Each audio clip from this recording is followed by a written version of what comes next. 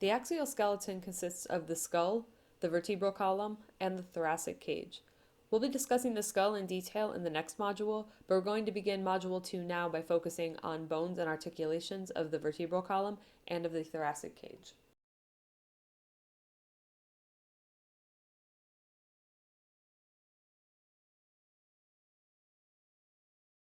Now, the vertebral column is divided into 5 regions. The 7 cervical vertebrae make up the neck and extended the trunk of the body, and the first cervical vertebra is what articulates with the base of the skull. The 12 thoracic vertebrae are located in the mid-back region, and these are the vertebrae that articulate with the ribs, forming part of the thoracic cage. 5 lumbar vertebrae are found in the lower back, and the 5th lumbar vertebra articulates with the sacrum, which in turn articulates with the coccyx. Now, during development, the sacrum actually starts out as a group of 5 vertebrae, and the coccyx begins as 3 to 5 small vertebrae. And fusion of the vertebrae of the sacrum is usually complete by age 25. The fusion of the coccygeal bones has a great deal of variability. As you can see, a side view of the adult vertebral column shows 4 distinct curvatures. And because most of your body weight lies in front of the vertebral column, these curves help to bring the body weight in line with the body axis and then its center of gravity. So during its initial formation, the spinal column is actually quite straight, and then the curvatures develop sequentially with age. The thoracic curvature and the sacrocurvature, sometimes referred to as the sacrococcygeal curvature, appear late during fetal development and are thus referred to as the primary curvatures, because they're already present when the individual is born. The secondary curvatures are the cervical and the lumbar curvatures, and these appear after birth. Cervical curvature appears around 3 to 4 months of age, about the time when a child is first able to hold its head up without support. And then the lumbar curvature appears around the first year of life when the child is learning to stand and to walk. These secondary curvatures are also referred to as compensation curves because they help to shift the weight over the trunk and the legs and thus help the child become more adept at walking and running.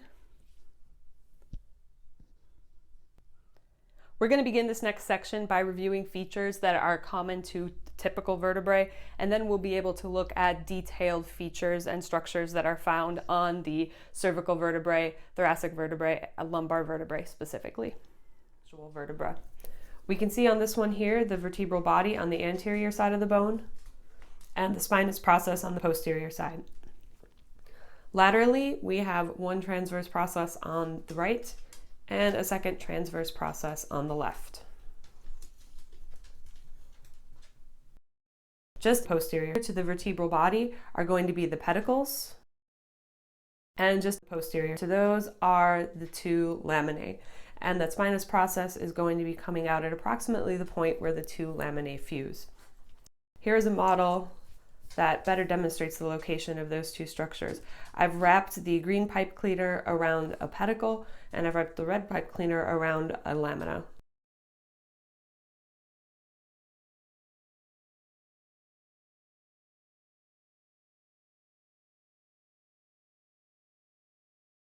The 2 pedicles combined with the 2 laminae form the vertebral arch, and that vertebral arch, along with the body, helps to create and enclose the vertebral foramen. All of the vertebral foramina on the stacked vertebrae are going to help form that vertebral canal, and that is going to contain and protect the spinal cord. We can also see the 4 processes that allow this vertebra to articulate with the one above and with the one below. On the superior side, right at the junction between the pedicle and the lamina, we can see the superior articular process. And the point of articulation on the superior process is going to be oriented in a posterior direction. On the inferior side is where we're going to be able to see the inferior articular process at approximately the same point. Only notice that on this structure, the facet that actually makes that marks the point of contact with the vertebra below is oriented towards the anterior side.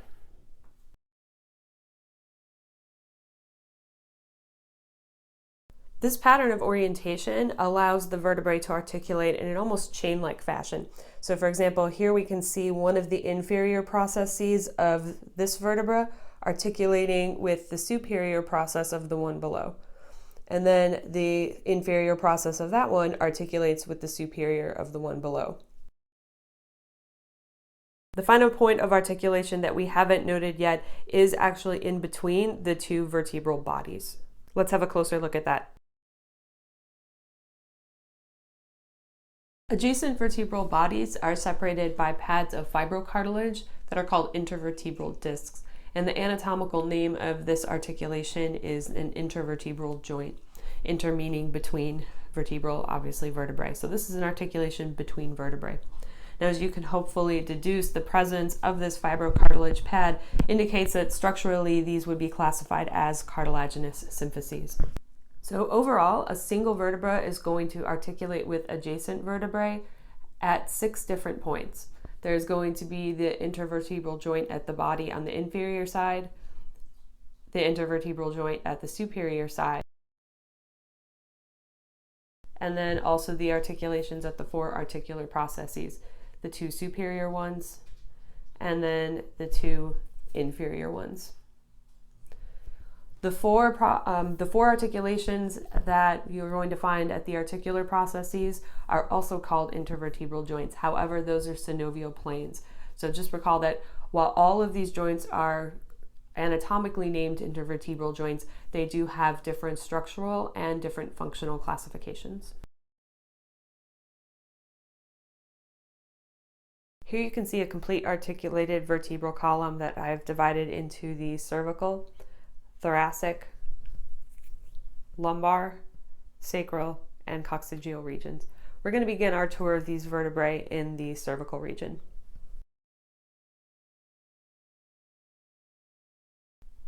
The 7 cervical vertebrae are the smallest of the vertebrae, and they're going to extend from the occipital bone of the skull to the thorax in the neck region.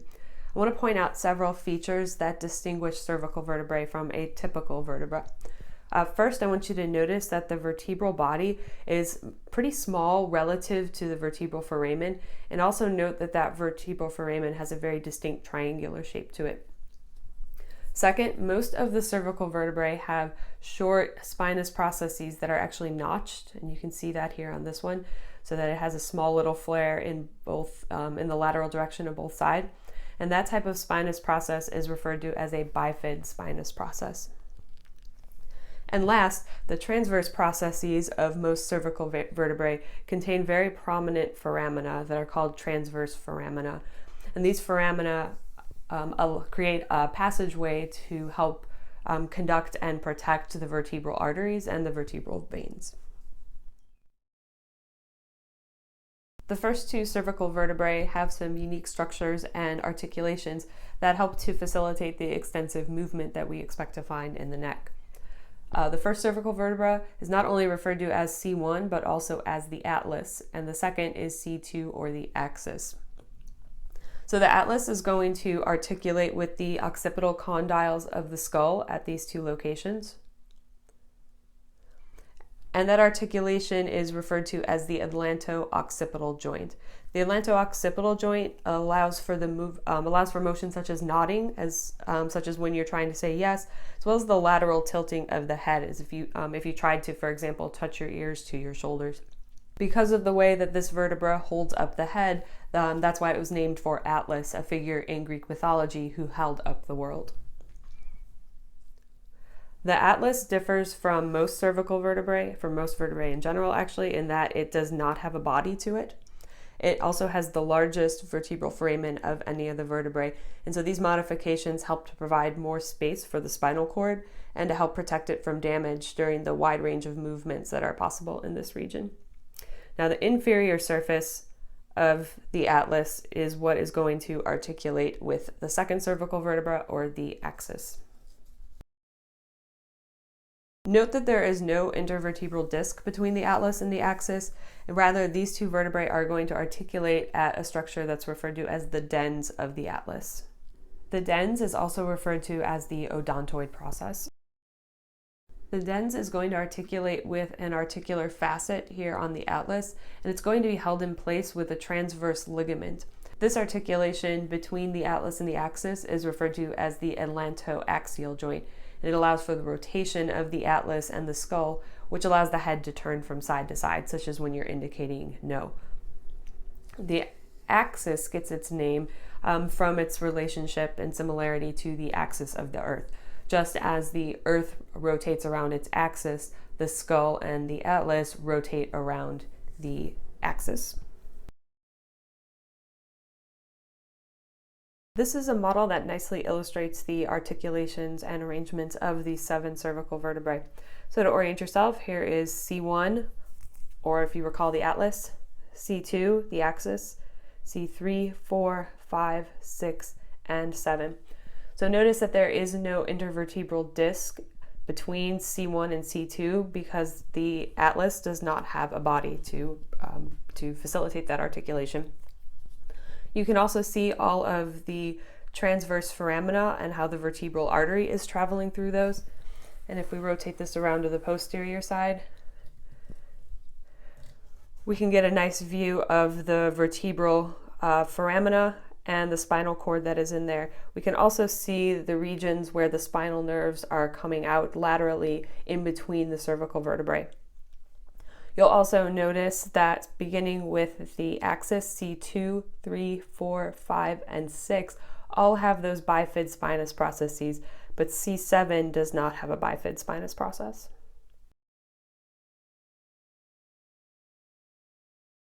The last thing that I wanted to mention about the cervical vertebrae is just to point out the importance of C7. This is also referred to as the vertebral prominence, though you're not responsible for that name. So although this vertebra lacks a bifid spinous process, it does have the longest spinous process of all the vertebrae. And you can probably feel C7 right beneath your skin at the base of your neck. This vertebra is the junction between the cervical curvature, which arches anteriorly, and the thoracic curvature, which arches posteriorly. So in addition, this prominent spinous process helps to anchor a large elastic ligament called the ligamentum nuchae, which runs from C7 all the way up to the base of the skull. The ligamentum nuchae helps to maintain the cervical curvature without you having to put in much muscular effort. So for example, when your neck is bent forward, the elasticity in this ligament will help to return your neck to an upright position with minimal muscle input on your part. Let's now continue our tour by looking at vertebrae of the thoracic region. The 12 thoracic vertebrae are designated T1 through T12, superior to inferior. And a typical vertebra has a very distinct heart-shaped body, as well as a long, slender spinous process that has a noticeable inferior angle to it as well. These 12 vertebrae articulate with the 12 ribs of the thoracic cage. Thoracic vertebrae T1 through T8 have both superior and inferior costal demifacets. You can see one here on the superior side of the body and one on the inferior side of the body. So this is a superior costal demifacet and that is an inferior costal demifacet. Vertebrae T9 through T12 only have a single costal demifacet on each side as they articulate with only one pair of ribs. The transverse processes also have facets on them to articulate with the ribs, and these are referred to as costal facets. All of these articulations that are occurring with the ribs at either one of the two costal demifacets or at the costal facet are synovial plane joints. We will return to the bony markings of the ribs that are part of these articulations shortly, but for now let's continue our tour of the vertebral column, moving inferiorly to the lumbar vertebrae. The lumbar vertebrae are the largest of the vertebrae, and I want you to notice that the body of a lumbar vertebra is thicker than that of a thoracic vertebra, which helps to accommodate the greater weight that these vertebrae are going to support. The bodies are more oval-shaped than heart-shaped, and the vertebral foramina are smaller relative to the size of the body compared to the other vertebrae as well. The vertebral foramina also have a bit more of a triangular shape to them as opposed to a circular shape that we saw in the other vertebrae.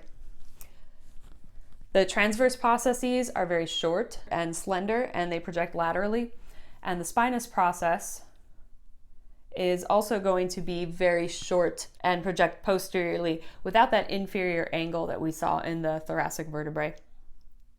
This large spinous process of the lumbar vertebra is going to provide a large surface area for the attachment of some of the lower back muscles that are going to help to reinforce or adjust that lumbar curvature. I want to draw your attention to table 7.5 in your textbook. This table serves as a nice comparison and summary of the features of the cervical, thoracic, and lumbar vertebrae, so you can more easily compare and contrast them. We've already discussed the sacrum and the coccyx in lesson 3, so if you need a refresher, please review the bony markings that you are responsible for in that video.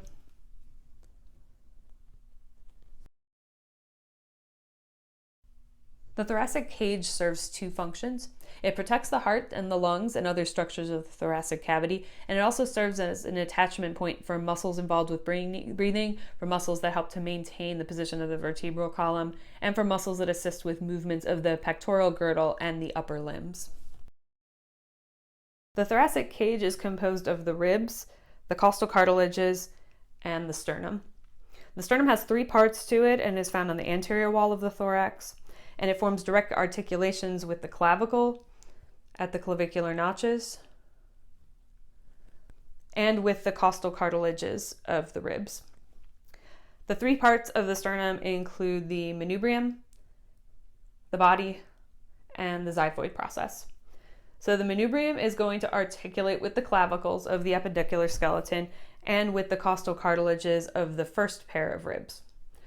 The clavicular notches of the manubrium are located on the superior border, and those are the location where the clavicle is going to where the clavicles are going to articulate.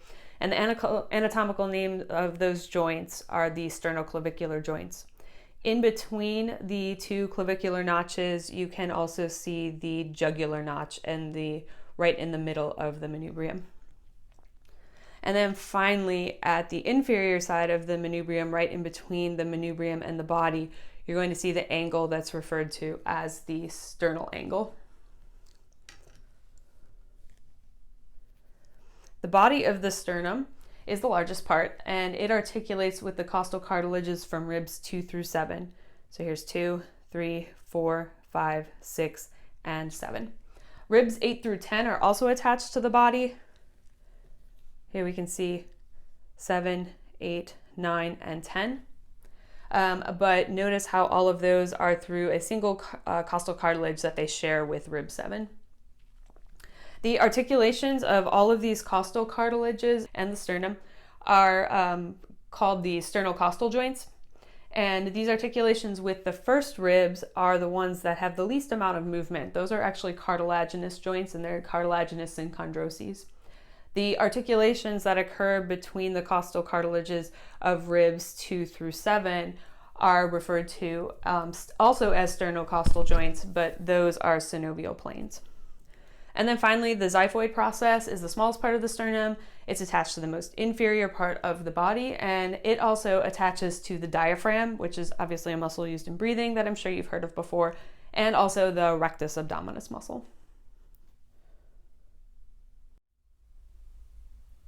And last but not least, the ribs. We're going to take a look inside this thoracic cage of the skeleton to see better how these ribs are going to articulate with the vertebrae. Each rib is going to have 3 points of articulation. The head of the rib is going to articulate with the costal demifacets of the bodies of the thoracic vertebrae. This here would be articulating with the inferior costal demifacet of this vertebra, and then here you can see where it's articulating with the superior costal demifacet of this vertebra. This articulation right here, both of those articulations are referred to as the vertebral costal joints. From the posterior view, we can see where the tubercle is going to be found of the rib. So again, here's the head, and then this projection is the tubercle.